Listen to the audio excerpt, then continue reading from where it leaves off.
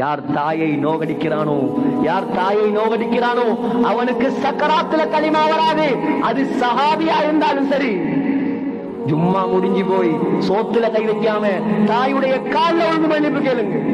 அம்மா பாப்பாவை நோகடிச்சவர்கள் நீங்க. நான் அல்லாஹ் மேல சத்தியமாக இந்த மிம்பரை சாட்சியாக வைத்து சொல்கிறேன், காபத்துல்லாஹ்வுடைய திரைச்சீலையை பிடிச்சு கொண்டு மௌத் வரைக்கும் நீங்க தொங்கி தௌபா செஞ்சாலும் தாய் தகப்பன் மன்னிக்கலையா, அல்லாஹ் மன்னிக்க மாட்டான்.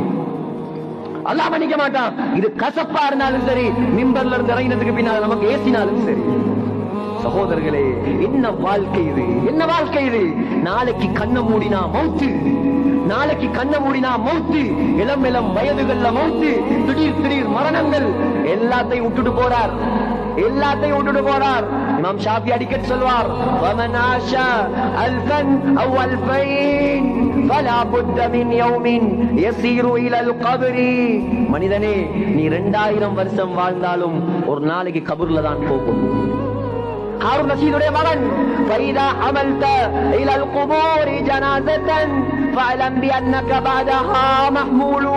சொல்லுவார், ஜனாஸாவை தூக்கி கொண்டு செல்லக்கூடிய நமக்கு சொன்ன கதை இது.